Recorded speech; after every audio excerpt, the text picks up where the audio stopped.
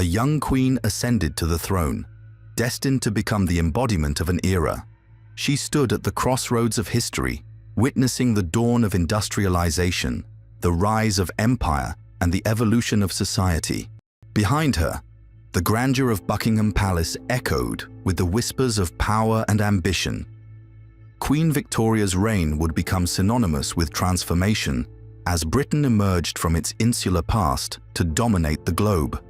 Her legacy would weave together threads of tradition, innovation, and imperial might, forever changing the fabric of history. Early life and ascension to the throne. Queen Victoria was born on May 24, 1819, at Kensington Palace in London.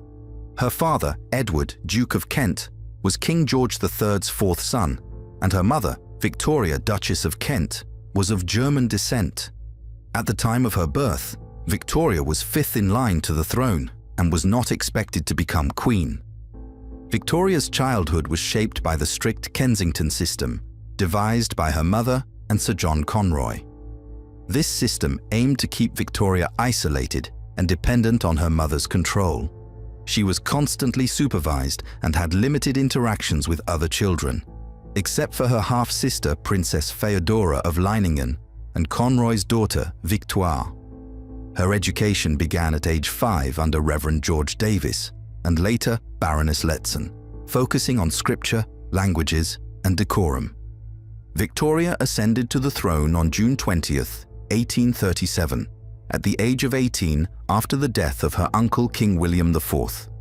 Victoria quickly moved from Kensington Palace to Buckingham Palace to escape her mother's influence. Her reign began with a determination to assert independence from those who had controlled her upbringing. The political landscape of early 19th century Britain. When Queen Victoria came to power in 1837, Britain was undergoing significant political and social changes.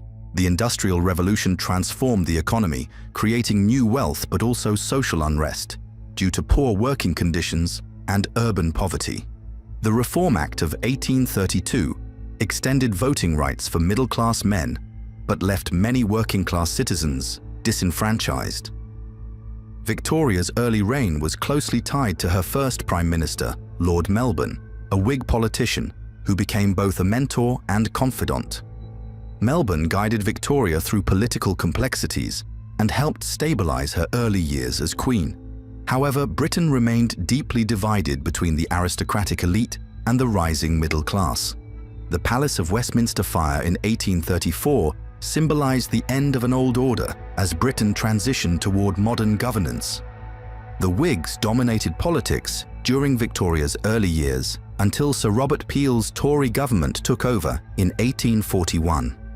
Peel represented a shift in political dynamics as he embodied conservative reformism while addressing issues like economic policy and labor rights. These developments set the stage for broader political movements during Victoria's reign. The ideals of the Victorian Age. The Victorian Age is synonymous with duty, morality, hard work, respectability, and social order. These ideals were deeply ingrained in British society during Queen Victoria's reign and influenced everything from politics to family life. Respectability was a defining feature of Victorian culture. It emphasized good manners, church attendance, philanthropy, and adherence to strict moral codes. Middle-class families embodied these values through patriarchal households, where women managed domestic affairs while men served as breadwinners. Queen Victoria personified these ideals through her public image as a moral leader devoted to family life and duty. Her personal beliefs about propriety shaped societal expectations during her reign. Victorian morality also extended globally as Britain justified its imperial expansion by promoting these values abroad. Queen Victoria's marriage to Prince Albert. On February 10, 1840, Queen Victoria married Prince Albert of Saxe-Coburg-Gotha at St. James's Palace in London. Their marriage was not only a personal union, but also a partnership that profoundly influenced Britain during Victoria's reign. Albert played an active role in shaping royal traditions and promoting progressive reforms. He championed science, education, industrialization, and public exhibitions, such as the Great Exhibition of 1851 held at Crystal Palace in London, a showcase of technological innovation that highlighted Britain's industrial might. Victoria and Albert had 9 children who married into European royal families, earning them the nickname Grandmother and Grandfather of Europe. Albert's untimely death on December 14, 1861, devastated Victoria emotionally and led to her prolonged mourning period, a defining feature of her later reign. Industrial Revolution and social change. Queen Victoria's reign coincided with one of the most transformative periods in British history, the Industrial Revolution. By the mid-19th century, Britain had become the world's leading industrial power with advancements in railways, steamships, telegraphs, and manufacturing.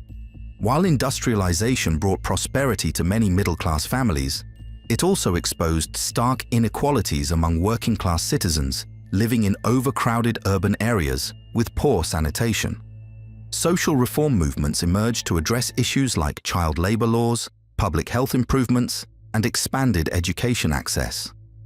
Victoria supported these reforms indirectly through her moral leadership while leaving legislative matters to Parliament. The Industrial Revolution not only reshaped Britain domestically, but also strengthened its global influence through trade networks supported by imperial expansion. Widowhood and isolation. The death of Prince Albert marked a profound turning point in Queen Victoria's life and reign.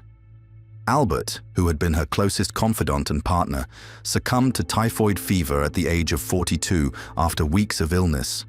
His death plunged Victoria into deep mourning, a state she would maintain for the remainder of her life. She wore black every day for 40 years, earning her the nickname Widow of Windsor. Victoria's grief was not only personal, but also public. Albert's rooms in the royal residence remained untouched, as though he might return at any moment. Servants were instructed to bring hot water to his dressing room daily for his morning shave, and statues and memorials were commissioned to honor his memory. Her first public appearance after Albert's death was nearly 2 years later, in October 1863, to unveil a statue of him in Aberdeen, Scotland. Even with her withdrawal, Victoria's mourning rituals became symbolic of her devotion and influenced Victorian attitudes toward grief. The Victorian art of mourning. During Queen Victoria's reign, mourning customs reached their height in British society. The Victorian era was characterized by elaborate rituals surrounding death, influenced heavily by the Queen's practices following Albert's passing. Mourning attire became a cultural norm, with widows often wearing black for extended periods and adhering to strict codes of conduct. Funerals during this period were marked by grandeur and symbolism. The royal mausoleum at Frogmore became a focal point for Victoria's mourning rituals, particularly for commemorating Albert. Public mourning extended beyond royalty. Photography played a significant role in memorializing loved ones. Daguerreotypes and stereographs allowed families to preserve images of deceased relatives, creating tangible connections to their memories. Queen Victoria's public persona as a moral leader. Throughout her reign, Queen Victoria cultivated an image as a moral and steadfast leader, a reflection of the ideals she embodied during the Victorian age. Victoria's widowhood further solidified this persona. Her visible grief after Albert's death portrayed her as a devoted wife who upheld family values even in adversity. This image helped bridge the gap between monarchy and public sentiment at a time when Republican movements threatened royal authority. Her moral leadership extended globally through Britain's imperial expansion. As Empress of India from 1876 onward, Victoria symbolized stability and moral guidance for an empire spanning continents. Her belief in Christian values influenced policies that justified colonial rule as a civilizing mission. Imperial expansion under Queen Victoria. Queen Victoria's reign coincided with Britain's vast imperial expansion across Asia, Africa, and beyond. In 1876, Parliament granted her the title Empress of India, reflecting Britain's dominance over its most prized colony. The Imperial Durbar held in Delhi on January 1, 1877, symbolize this new role as head of an empire that controlled nearly 1/4 of the world's population. Victorian values such as duty and morality were often used to justify colonialism during this period.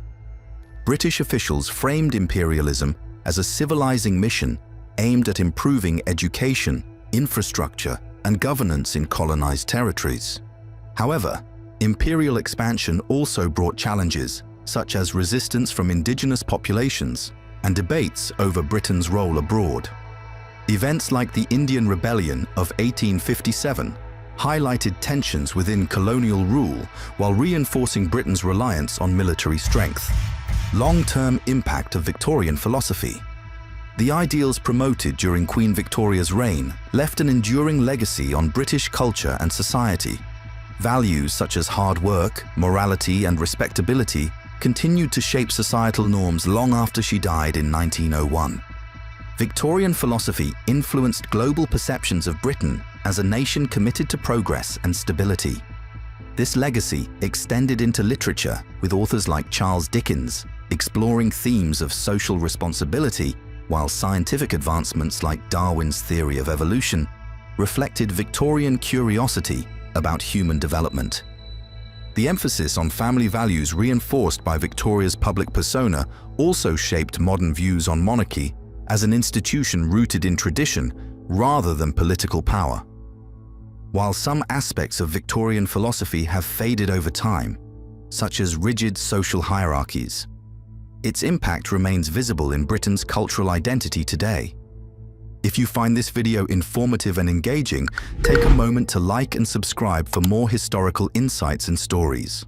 What was Queen Victoria's most lasting impact on British culture and society? Share your thoughts in the comments below. Thanks for watching.